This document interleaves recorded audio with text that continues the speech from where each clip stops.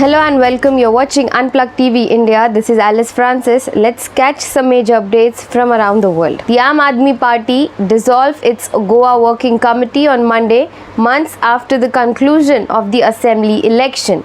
The party's state in charge, Atishi, said that the new committee will be reorganized soon. She said, with expansion of the party in mind, we will constitute a new committee to bring well-meaning and like-minded people into the party's fold. Meanwhile, in Punjab, Bhagwantmann, who sacked Health Minister Dr. Vijay Singla from the state cabinet over corruption charges, said that his party has zero tolerance policy against corruption. He said, I took very seriously. Nobody knew about it. Had I wanted it, I could have brushed it under the carpet, but I would have broken the trust of people. The Supreme Court on Thursday sentenced Congress leader Navjot Singh Sidhu to 1 year in jail in a 3-decade-old road rage case in which a man was killed. The court delivered its order on the review petition filed by victim's family. The former cricketer had argued that there was ambiguity regarding the actual cause of the death of the victim. A policeman was killed and his 7-year-old daughter was injured after terrorists opened fire at them in Jammu and Kashmir's Srinagar.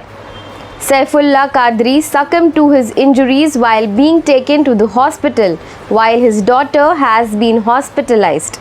The attack took place in Saura area of Srinagar. Tensions are building in Pakistan once again, with ousted Prime Minister Imran Khan seemingly on a collision course with the country's government after he called his followers to defy a ban on a protest march to Islamabad today to demand fresh elections.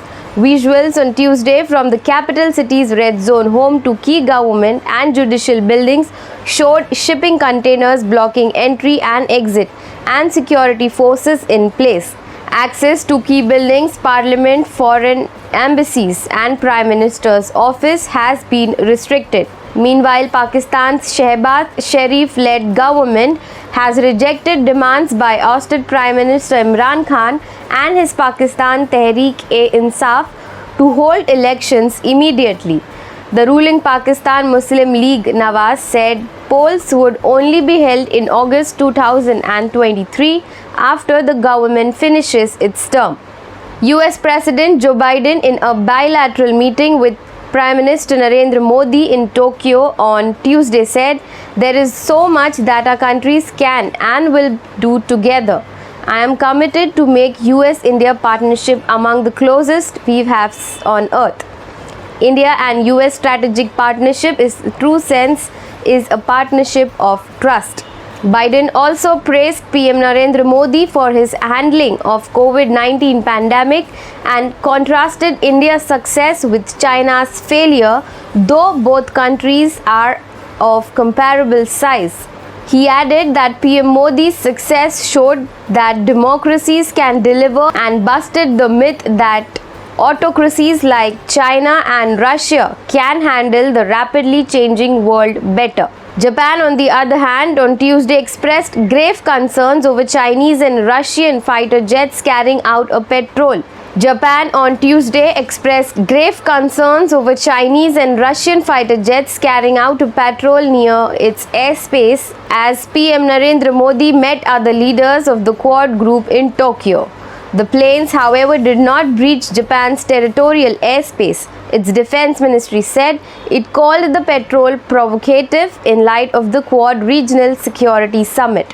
The Sri Lankan cabinet has approved seeking a $500 million loan from the Exim Bank of India for the purchase of petroleum products amid a severe foreign exchange crisis in the island nation.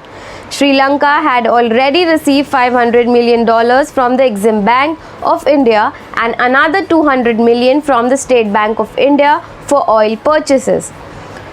From June, Sri Lanka is estimated to need $530 million for fuel imports in the current forex crisis. On Monday, India delivered around 40,000 metric tons of petrol to Sri Lanka, days after supplying 40,000 metric tons of diesel. crisis hit Sri Lanka on Tuesday and also raised the petrol price by 24.3% and diesel by 38.4%, a record hike in fuel prices amidst the country's worst economic crisis.